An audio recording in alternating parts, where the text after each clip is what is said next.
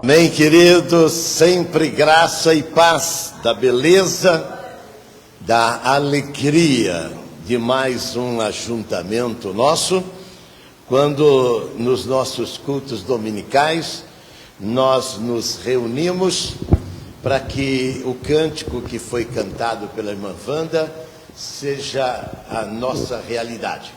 O Senhor reinar, né?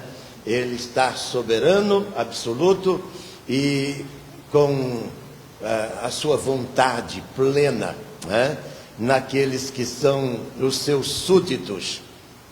E esses, evidentemente, somos nós que, numa noite dominical como essa, nós largamos, deixamos coisas importantes, expedientes, negócios, trabalhos, todos eles, e nós colocamos como prioridade nas nossas vidas essa nossa reunião com Ele. Então nos agregamos para esta finalidade, que é reinar com esse Deus, que Ele disse lá no capítulo 22 de Mateus, que aqueles que deixaram tudo, pai, mãe, casa, bens, patrimônio, quando o Senhor voltar, e Ele está por voltar, quando Ele retornar, e Ele está por vir,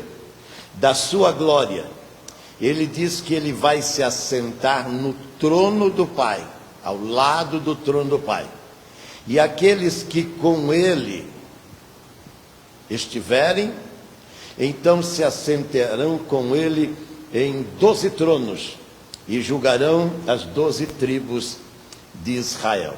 Veja bem o privilégio e as vantagens que temos quando nós nos fazemos, e somos nós que nos fazemos, súditos, servos, serviçais, servidor desse Deus Criador, e que Ele esteja reinando em todas as nossas vidas, e em especial também com os nossos amigos que nos dão a gentileza, galhardia, né, da audiência, né, daqueles que eles sabem escolher o que ver e o que ouvir. Isso é uma peculiaridade, é uma especialidade, é a melhor das preferências. Eu sempre afirmo que aqueles que iniciam conosco na abertura,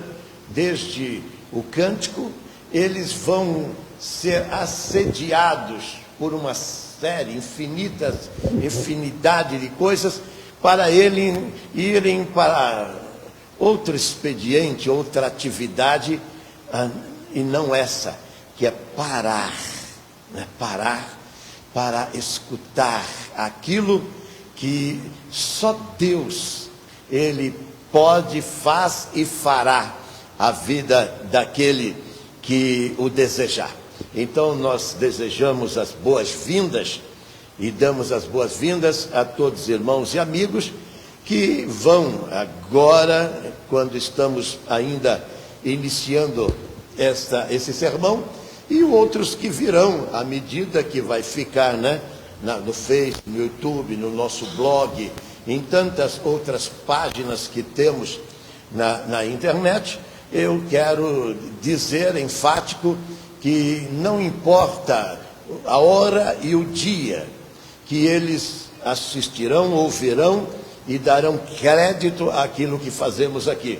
Nós estamos certos, assim como as mensagens que pregamos nas emissoras, nas rádios e até na televisão, há muito tempo, há anos atrás, ainda eles contêm, eles ainda têm o poder do Espírito de Deus na sua palavra para curar, salvar e transformar vida. Este é o nosso alvo, é o nosso objetivo, hoje e sempre. Eu quero convidar as pessoas na noite desse dia para irem comigo no primeiro evangelho. Mateus é o primeiro evangelho. Na ordem cronológica, na composição, né? Aqueles que eles compilaram a Bíblia acharam por bem colocarem o Mateus como o primeiro evangelho, mesmo sabendo que não foi o Mateus o primeiro evangelho a ser escrito, e sim Marcos. Mas aqueles que compilaram a Bíblia, e a Bíblia diz que foram ungidos pelo Espírito Santo de Deus. Então, coube, né, a esses 70 homens de Israel que compilaram a Bíblia, que colocassem o primeiro evangelho como o de Mateus, no cânon da Bíblia. E o capítulo 14, verso 22, tem uma história linda, fantástica, que eu coloquei como título: Conhecendo Melhor a Quem Servimos. Esse é o título do culto desta noite, do sermão e a mensagem que preparamos para esta noite. Diz no verso 22, logo a seguir, compilou Jesus os seus discípulos a embarcar e passar adiante dele para o outro lado, enquanto ele despedia as multidões, no plural ainda. E despedida a multidão, subiu Jesus ao monte a fim de orar sozinho. Em caindo a tarde, lá estava ele e só. Entretanto, o barco já estava longe, ao largo da praia, e a muitos estádios da terra, açoitado pelas ondas, porque o vento era contrário. Na quarta vigília da noite, das 3 às 6 da manhã, né, que é a hora mais escura, na quarta vigília da noite, foi Jesus ter com eles, andando por sobre o mar. E os discípulos, ao verem-no andando sobre as águas, ficaram aterrados, exclamaram: é um fantasma! E tomado de pânico, gritaram. Mas Jesus imediatamente lhe disse: tem de bom ânimo, sou eu, não temais. Respondeu então Pedro e disse: se és tu, Jesus, manda, Senhor, manda-me ter contigo por sobre as águas. E ele disse: vem. E Pedro, descendo do barco, andou por sobre as águas e foi ter com Jesus. Reparando, porém, na força do vento, teve medo e começou a submergir, gritou: salva-me, Senhor! E prontamente Jesus, estendendo a mão, tomou e lhe disse: homem de pequena fé, por que duvidaste? Subindo ambos, Jesus e Pedro, ao barco, cessou o vento, e os que estavam no barco, e aqui está o tema, os que estavam no barco o adoraram, dizendo: verdadeiramente és Filho de Deus. Então, estando já do outro lado, chegaram à terra de Genezaré. Oremos. Senhor Deus e Pai, aqui está esta porção que escolhemos. Senhor, não há condição, habilidade, não há, Senhor, nada de bom em mim que me habilite, ó Deus amado, a me expressar deste acontecimento, deste fato, desta história acontecida há 2000 anos, quando o Senhor, em vida nesta terra, estava disseminando a palavra de Deus e estava preparando a tua igreja, Senhor, e manifestando o teu poder. Que haja, Senhor, em mim a graça suficiente e os ouvidos que vão ouvir, Senhor, abre-os pelo teu Espírito, para que haja salvação, libertação e cura. É o que eu te peço em nome de Jesus. Amém. Esta história, que já foi tema de muitas películas, Hollywood explorou bastante, né, esse acontecimento, e as empresas fonográficas também, e também televisivas, o fizeram, assim como aqui a Record, aqui no Brasil também o fez. É uma das grandes verdades de Deus, é uma grande história para ser anunciada, pregada. Eu quando vejo, até essa semana falei com a minha mulher, né? Porque um jovem, ele vai ser beatificado pela igreja dominante. E a Bíblia, a história, a reportagem anunciou, dizendo que ele, né, fez, parece que 2 milagres, né? E quando eles disseram isso, né, desse milagre, é porque uma pessoa com hepatite, ela foi curada quando intercedeu, pediu a intercessão desse jovem que vai ser beatificado para ser depois santificado. E eu até brinquei com a minha mulher, então eu preciso também sê-lo. Porque o Wilton, e ele está vivo aí, o Wilton Arantes, ele é um jovem que já esteve aqui na nossa igreja, mudo, né? E ele foi internado e ele pegou uma hepatite que ia destruir, matá-lo. Os médicos já tinham desesperançado ele mesmo. E como ele tem condição financeira de uma família de advogados e juízes e promotores, tudo, nós suplicaram e nós fomos lá orar por ele. Eu e minha esposa fomos, a Cileide estava lá também. E esse moço, então, segundo a família, que é católica também, carismática, eles disseram que ele está vivo porque nós oramos. E eu brinquei com a minha mulher, então eu também vou reivindicar, né? Não só dessa, mas de outros acontecimentos. Mas Jesus disse que o que você ligar aqui na terra será ligado nos céus. Isso daí não é novidade para ninguém. E o próprio Jesus falou para os discípulos que ficaram assombrados, assoberbados e perplexos, porque a figueira tinha secado quando Jesus amaldiçoou, e eles apontaram: mestre, a figueira que o Senhor amaldiçoou, ela morreu. E Jesus falou: tudo que você pedir crendo, você receberá. É que nós estamos vivendo uma época de tanta apostasia, de tanto ateísmo, de tanta incredulidade, que estas verdades que nós acabamos de pregar aqui, ela ficou apenas na história, assim como as religiões que criaram os seus amuletos, seus quinquilhacários, e as pessoas compram e colocam na parede. Até as igrejas evangélicas já estão fazendo isso, né?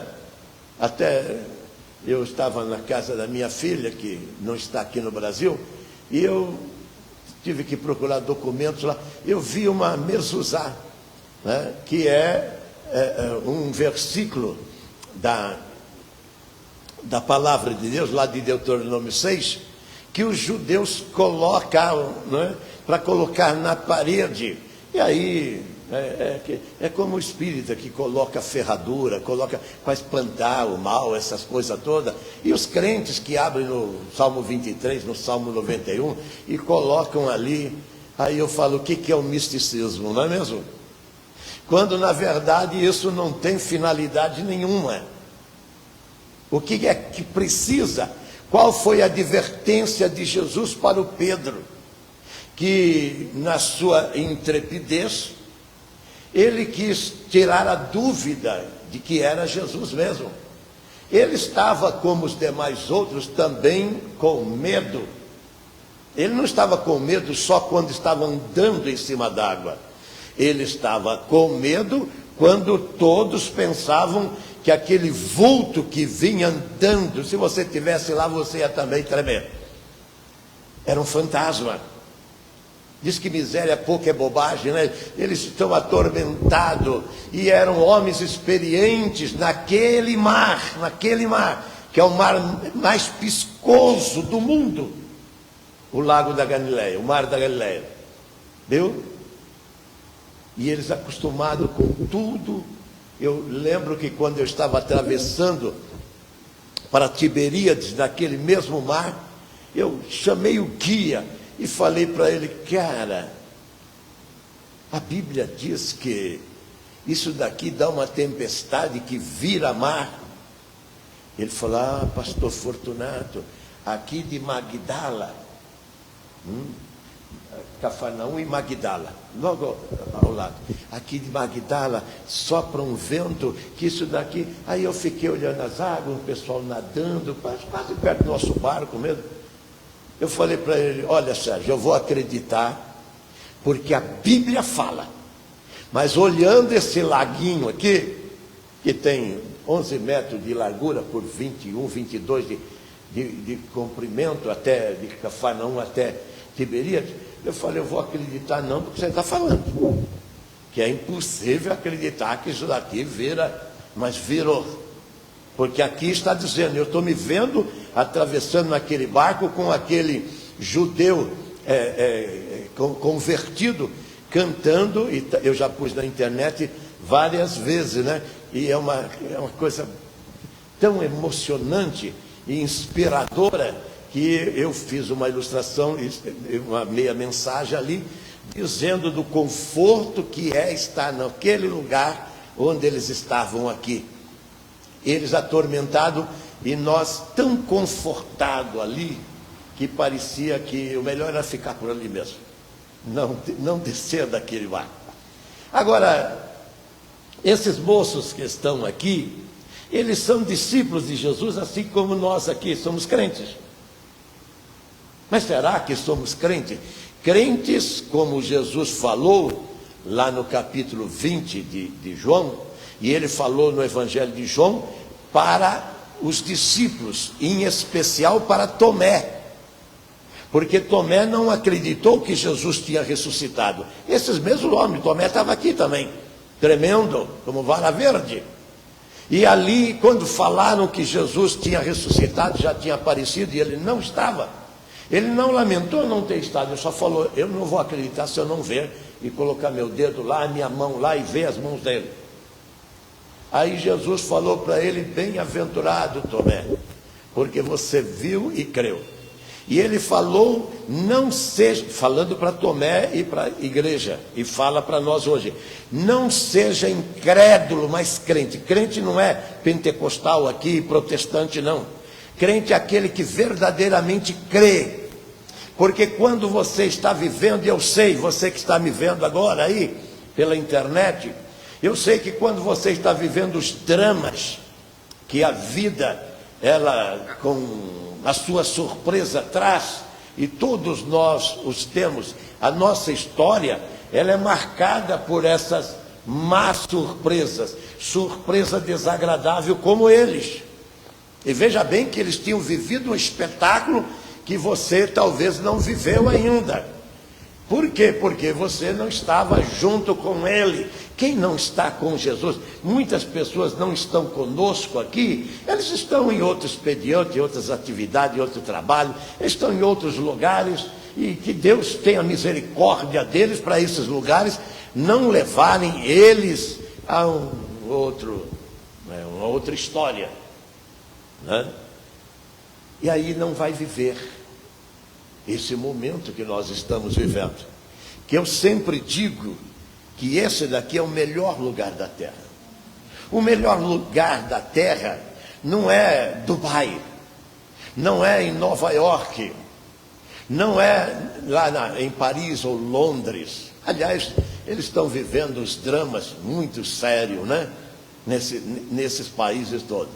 A América com a política deles lá e tantas adversidades, não é mesmo? E eles são o xerife do mundo, e de repente, é como eu em casa, quando a mulher falava: acabou o arroz, e eu não tinha dinheiro, eu tinha que sair na rua e arrumar dinheiro para trazer o arroz. Isso eu fiz até hoje eu faço 52 anos fazendo essas coisas. Hoje com certo conforto, porque eu abracei este livro e o dono dele.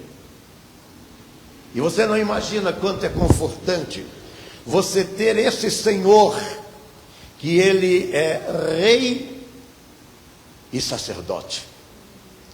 Então ele tem o poder para mandar e acontecer como rei. E sacerdote de ver você pedir e ele entender. Sacerdote é uma coisa fantástica. Hoje tem sacerdote para tudo quanto é lado e lugar, não é mesmo? Na terra toda. Mas no Velho Testamento não era assim. No Velho Testamento, para ser sacerdote, você tinha que ter uma linhagem, você tinha que nascer de Arão, de Levi. Você tinha que nascer e depois da chamada, que só acontecia, segundo o livro de Números, aos 25 anos, para você passar e começar a ser sacerdote só depois dos 30 anos. Então a gente vê uma criançada aí que diz que é pastor, sacerdote, que é tudo. Então eu deixo para lá, não entro em polêmica com respeito a isso. Porque o sacerdote, ele precisa fazer sacrifício. E para fazer sacrifício não era qualquer coisa, então ele precisava entender de veterinária, entender de bois, de gado, de aves, de cordeiros, né? Ele tinha que entender.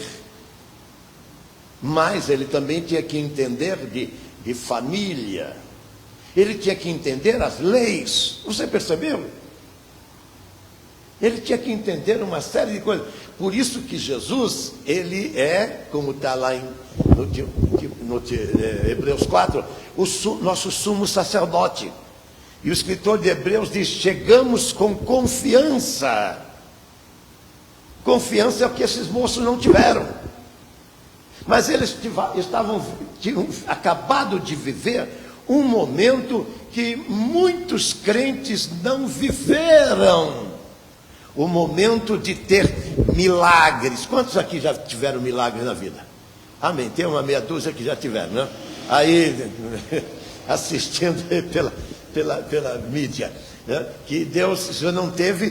Presta atenção que o Senhor quer ampliar os horizontes para trazer milagre na sua vida. Eles viram o milagre da multiplicação. Tinha acabado de acontecer isso. Jesus tinha recebido a notícia nesse capítulo 14, que o seu primo e antecessor, que foi João Batista, que era filho de Isabel, com o sacerdote Zacarias, que não quis ficar em Judá e foi para o deserto com os essênios, e lá ele aprendeu o culto da purificação. Eu lembro quando estive lá, eu fiz a mensagem dos tanques, que quando eles vinham com os animais, né, eles entravam naqueles tanques até o último tanque com água já limpa, para então entrar na aldeia, como o sacerdote tem que fazer, para entrar no Santíssimo. Ele tinha que entrar com as roupas limpas e com o sangue, para não morrer diante da arca do Senhor. Aí o que aconteceu? Esse moço, ele foi sacrificado por um rei cruel chamado Herodes. Herodes, ele era o rei dos judeus, mas ele não era judeu. Ele era edomeu. E quem era Edom? Era o Esaú, o irmão do Jacó, que procurou matá-lo.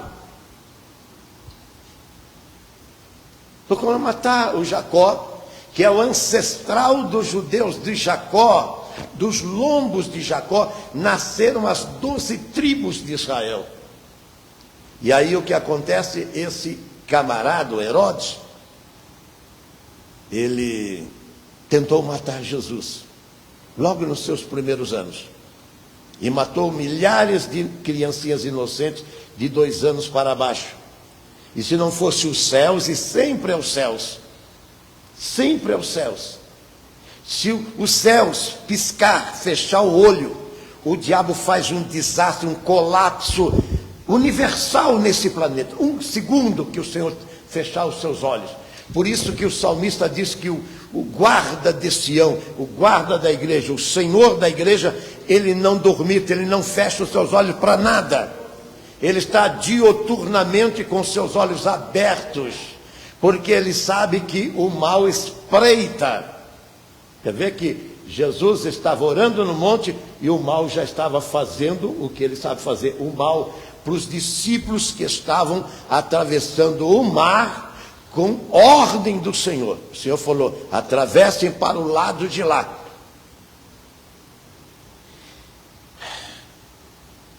É como ele está dizendo para nós como igreja. Jesus, ele deu uma ordem para nós atravessarmos para o lado de lá. O lado de lá é o reino do Pai.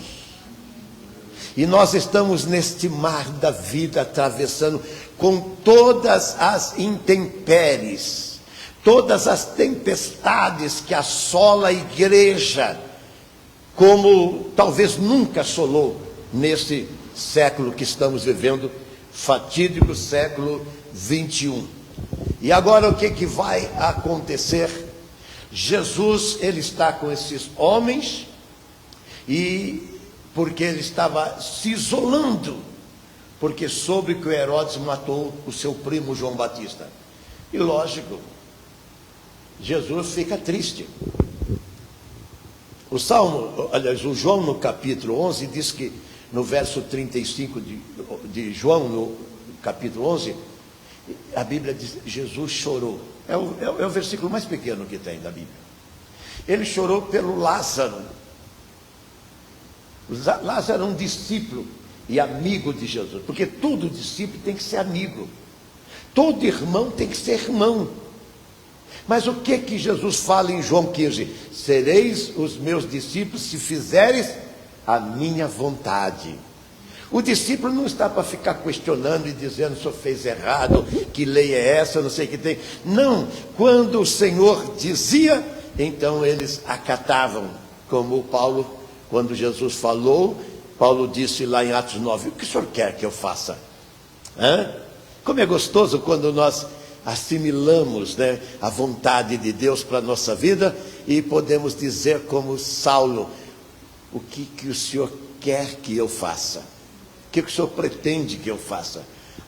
Se você disser isso, você vai ficar surpreso com o que o Senhor vai dizer que Ele quer que você faça, e mais ainda, aonde Ele vai te levar. Eu sempre digo que aqui da ZL, ou de qualquer lugar do mundo, Deus pode projetar universalmente uma pessoa. E essa pessoa pode ser você. Mas para ser o quê? Para ser um baluarte deste livro aqui. Para ser um atalaia, um porta-voz desta mensagem. Que não tem mensagem igual. Mas parece que até nós como igreja, nós temos certo repúdio, uma certa aversão sobre esse livro. E quando muito nós trazemos para a igreja.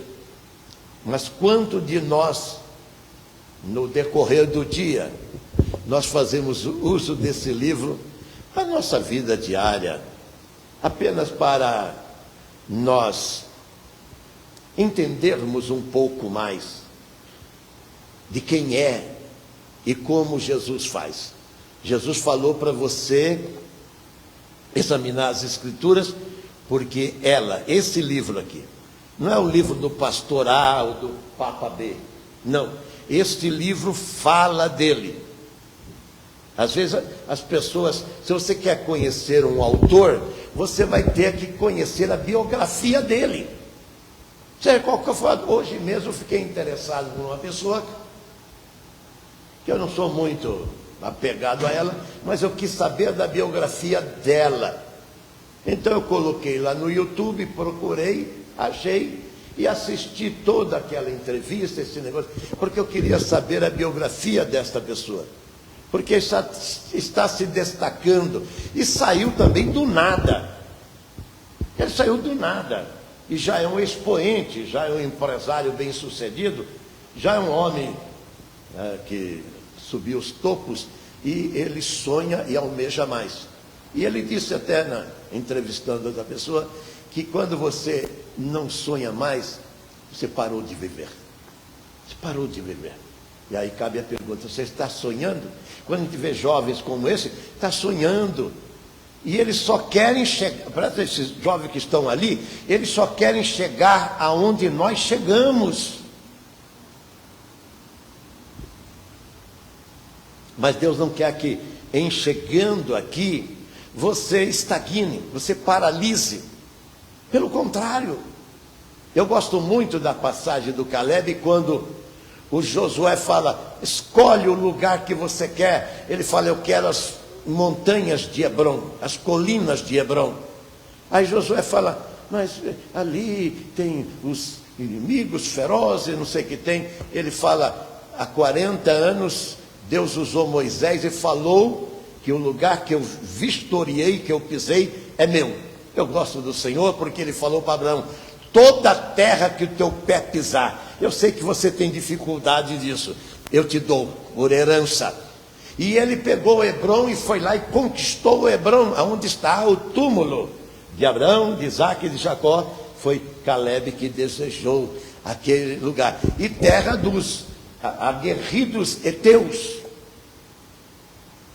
Mas quando você é um Caleb, você fala, estou com 80 anos, mas sou tão forte como há 40 anos atrás. Vou derrubar aqueles caras lá de cima. E foi e derrubou mesmo. Por quê? Porque a Bíblia diz que nele havia um espírito excelente. Quando o Espírito de Deus, que é excelente, está em você, você não vê com timidez absolutamente nada. Eu quando vejo jovens que estão aí se namorando, essas coisas todas, eu fico pensando nos meus tempos idos, quando eu sei os terrores e tremores, como Paulo fala em Coríntios, né? Lá no capítulo 4 de Coríntios, ele diz, por fora temores, por fora tremores e por dentro temores, Paulo vai dizer. Tudo no Paulo tremia, mas ele, com o Espírito de Deus, ele sabia que ele podia chegar até o imperador e colocar o dedo na cara do imperador, como ele fez, e dizer que ele tinha que se arrepender. Um homem cheio do poder de Deus, a tempestade vem. Ele falou que no mundo só tem aflição, Jesus falou. Jesus não enganou ninguém. Nós como cristãos e as igrejas que estão aí por na televisão, você vem para cá que você vai virar isso, virar aquilo, e sua vida não vai ter aflição, Jesus falou.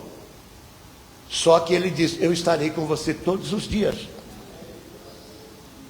E quando ele ordenar que você vá só, ele vai ficar lá do alto da montanha, como o Salmo 121 diz, com os olhos fixos em você. Para o quê? Para chegar na hora que você precisa. Jesus, ele não vai vir na hora que você pede, não. Agora, na hora que você necessita, ele vai estar lá para dizer, estou aqui. Isso é confortante, você está no hospital e Jesus está ali de lado do seu leito. Você está numa viagem, como eu falei agora mesmo, e todo mundo viu, o ônibus que matou inúmeras pessoas, porque bateu lá no viaduto, né? E vinha lá perto de Sorocaba, Pirassununga, né? E matou muita gente e destruiu. E minha filha está vindo agora, semana que chega. E ela gosta de vir lá no alto, em cima do motorista que está ali embaixo. E quando eu vi aquilo, falei, Senhor, assim que o Senhor cuida das minhas filhas, nesses aviões para baixo e para cima, nos carros para lá e para cá, nos tribunais quando eles estão defendendo suas causas, então eu descanso mesmo no Senhor.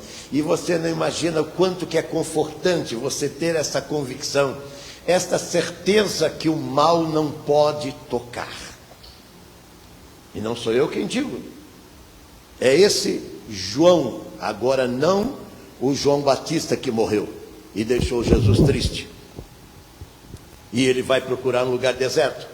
Mas Jesus já era conhecido e a multidão chegou. 5.000 homens, fora as mulheres e crianças. E os discípulos, como eu e você, dizendo, esses camaradas estão com a barriga lá atrás. estão mortos de fome, vão despedir eles, Senhor. Jesus está dizendo, para de pregar, como vocês estão falando, talvez aí na internet. Ô pastor, já quase 9 horas, para de pregar. Aí Jesus, por quê? Porque já é tarde, esse pessoal vai definhar no caminho. O que Jesus fala para eles? Deem vocês mesmos de comer a elas. Senhor, tem coisa que Deus fala, né? Como eu falei agora mesmo, do moço que estava lá para morrer no hospital, entendeu?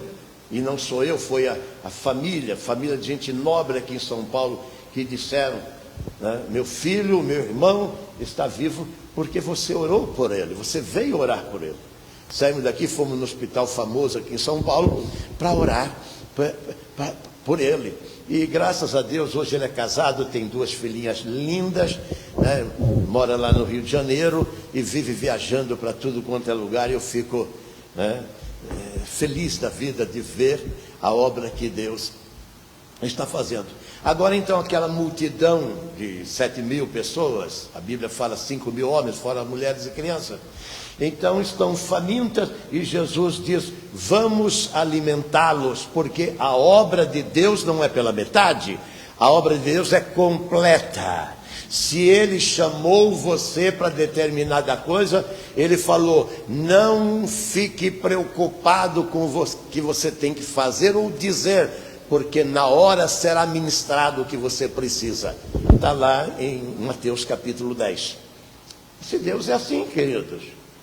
Por isso que vale a pena apostar, vale a pena andar com ele. E esses moços aqui, eles foram garçom daquelas 5, 6, 7 mil pessoas que estavam ali. E aqueles 5 pães e 2 peixinhos foram mais do que suficiente, porque sobraram 12 cestos que Jesus mandou recolher. Você percebe que as coisas de Deus é com abundância? Ele diz, abrirei o meu bom tesouro e derramarei bênçãos de abastança. Quando eu vejo um cristão, um crente, uma pessoa que está com esse livro debaixo do braço, que está transitando de um lado para outro, e ele está vivendo uma vida de calamidade, de carência, como está vivendo as pessoas lá do sul, e as pessoas que estão na guerra, na Ucrânia, na Síria, no Iraque, e tantos outros lugares da terra. Eu não me iludo com falas bobas. Não, eu sou muito radical nesse quesito. Eu fico olhando, cadê as promessas de Deus? Cadê? Todas as vezes que Israel estava em apuros, Deus fez o que fez com os discípulos agora. Ele chega atropelando as ondas, os ventos, as tempestades. Ele chegando. Por quê? Porque todas as coisas, de João no capítulo 1, foram feitas por ele, sem ele não tinha nem água, nem onda, nem vento. E ele então tem o domínio, ele reina, como foi cantado.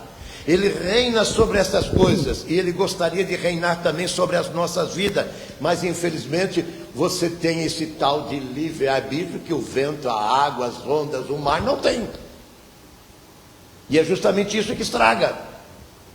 Porque você se faz o teu próprio Deus, essa deidade que está em você impede o poder de Deus para fazer o quê? Você, uma pessoa que se sobressai das demais outras pessoas. E aquilo que é calamidade, catástrofe, como estava para acontecer ali na Galileia, frustrou esse inimigo que fez aquele vento. E como eu falei para o guia, eu não acredito, mas a Bíblia diz, eu sou obrigado a acreditar, que isso daqui vira um pandemônio. É o demônio mesmo que vai, por favor, matar esses caras, como ele quer fazer com a nossa igreja e todas as igrejas sérias. As outras que não são sérias, ele até que ajuda. Ele até que ajuda, porque ele sabe que no final vai acontecer com essas igrejas o que está lá no capítulo 7 de Mateus. E Jesus vai dizer, para trás de mim, mas eu fiz milagre, eu curei, eu não sei o que tem. E ele vai dizer o que está em Mateus 7, Eu não sei de vocês, não conheço. Então cabe a pergunta: você conhece Deus?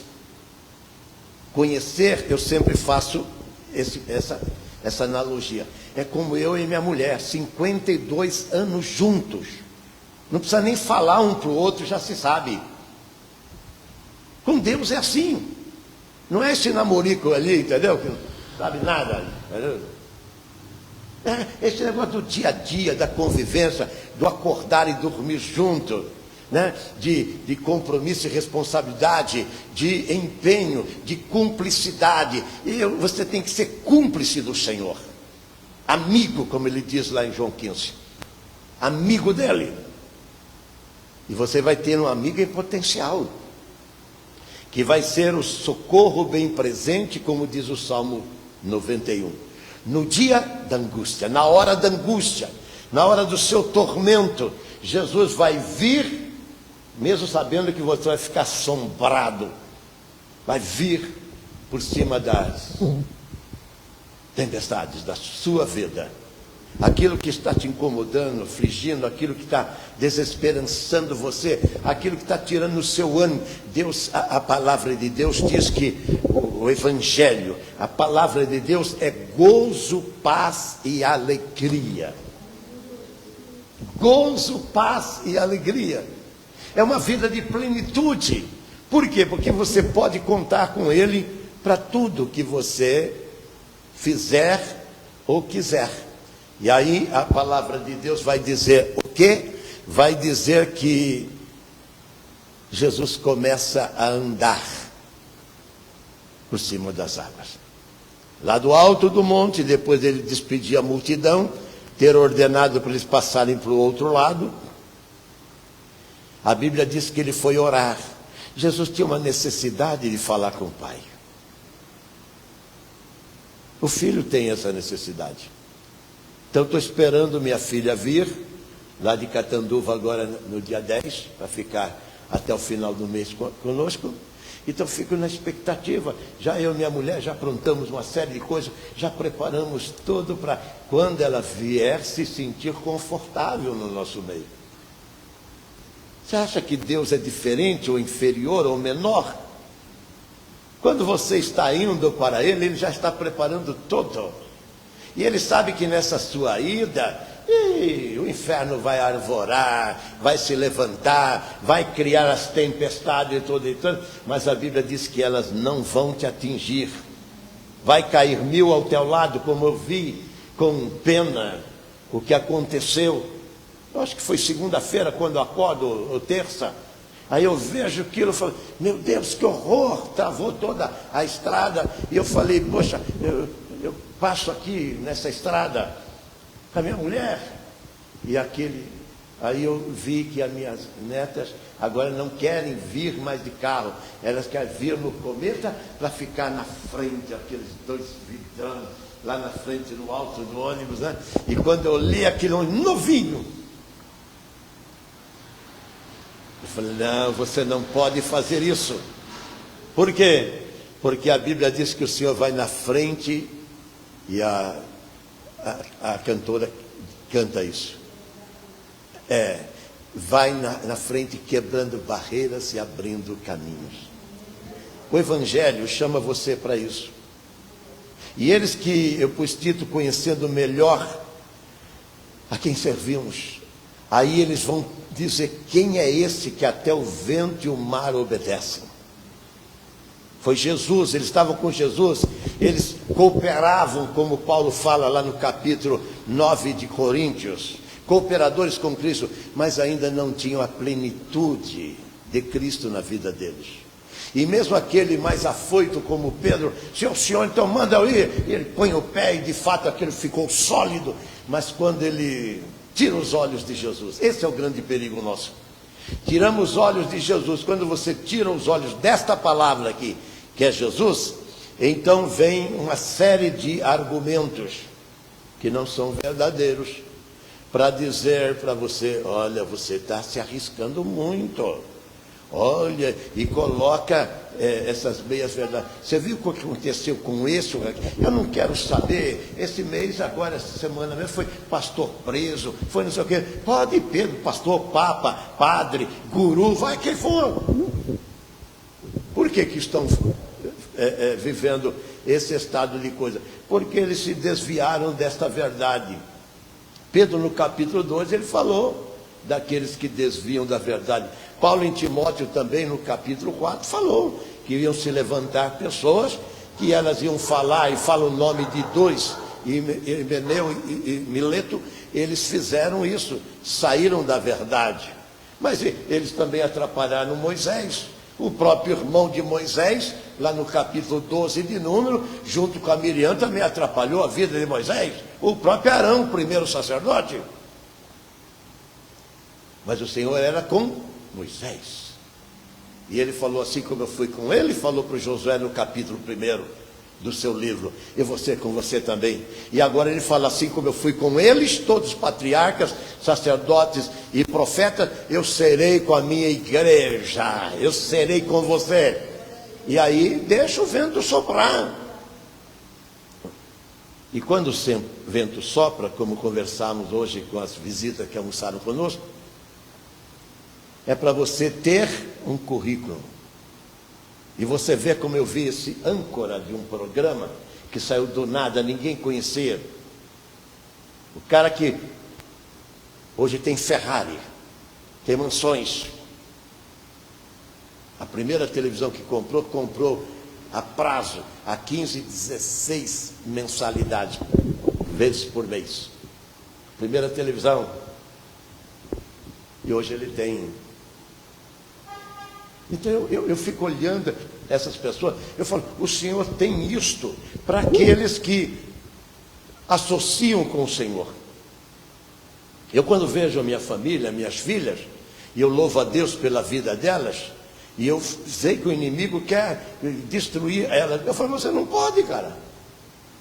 Simplesmente, o diabo, presta atenção, igreja, você que está me ouvindo, o diabo ele faz os programas dele como ele fazia e fez lá em Samuel 17. Coloca o gigante para gritar e dizendo que vai estraçalhar com a sua vida. E o pior que o pessoal estava acreditando.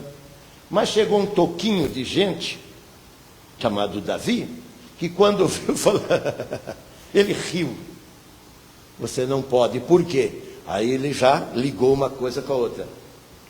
Eu sou circuncidado e ele é incircunciso. Agora eu digo, capeta, eu sou da nova aliança, eu sou circuncidado, como Paulo diz, aqui, e você não é. Você é um perdido, um mentiroso, e a verdade vos libertará, diz a Bíblia. Libertou ele. Aqueles 12 libertou, e quando Pedro, ele começa a afundar, porque tirou os olhos de Jesus, ele clama, e o Senhor simplesmente estendeu a sua mão, e o levantou. Assim como ele estendeu a mão dele, há 40 anos atrás, e tirou eu do naufrágio que eu estava vivendo. Eu estava vivendo um naufrágio. E como falávamos hoje com a pastora e com as visitas em casa, eu dizia, eu gosto de testemunhar o que eu vivi, e eu tenho o quê? Eu tenho documentos de que vivi lá atrás, para saber como o poder de Deus é grande na vida daqueles que o temem. E você é incitado, convidado a vir fazer soma conosco, associar, a fazer parte desse rol e desta casa e família. Não exatamente a nossa igreja, quando eu falo casa, a casa do Senhor, que está muito profanada por aí, por esses que se dizem evangélicos e tudo mais. Mas para você ser, de fato, aquele que vive o momento, uma experiência que transforma. O Evangelho é transformador na vida da pessoa. Ele pega você que não é nada para fazer, você tudo. Para você ser uma referência.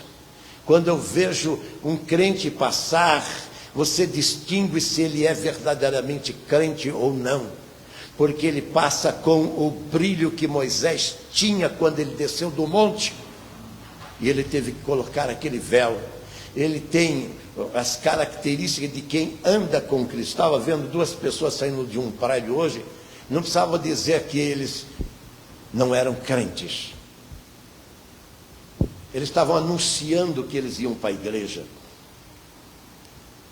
Aí eu ainda perguntei, quantos vamos hoje para a nossa igreja, Senhor? Eu vendo eles. Então eu ali orei e falei, Senhor, não permita que o inimigo impeça, como não puderam impedir 4 pessoas saindo, né? E eu falei, não precisa dizer que eles estão indo para a igreja. É uma ânsia. É como alguém que está perdendo fôlego e precisa de oxigênio, e ele quer aspirar, ele quer respirar fundo, ele quer encher os seus pulmões, porque ele está morrendo. Quando a gente vem para a igreja, a gente vem assim, como alguém que precisa do alimento que só os céus podem trazer. Enquanto as pessoas vão preferir as poças rotas que Jeremias diz, e Ezequiel também diz lá no capítulo 5 do livro. Escolheram as poças rotas de águas estagnadas, quando o Senhor tem fonte de águas vivas, que é o que está sendo anunciado nessa noite. Fiquemos em pé e oremos ao nosso Deus. Pai querido e amado, no precioso nome de Jesus eu quero te adorar, porque o Senhor nos faz mais conhecidos de ti e nos permite saber que o Senhor é produtor, é promotor de todo o bem, Senhor, e que de ti vem, Senhor, a boa dádiva e o dom perfeito. Permita que esta mensagem, Senhor, seja suficiente para a transformação de vidas, lares e corações, onde quer que eles estejam, e amarramos toda a força do inferno que quer impedir essa transformação, esta mudança dessa pessoa viciada, drogada, doente, enferma, perdida, Senhor, alucinada por tanto torpor da vida. Nós amarramos e dizemos, saia em nome de Jesus, amém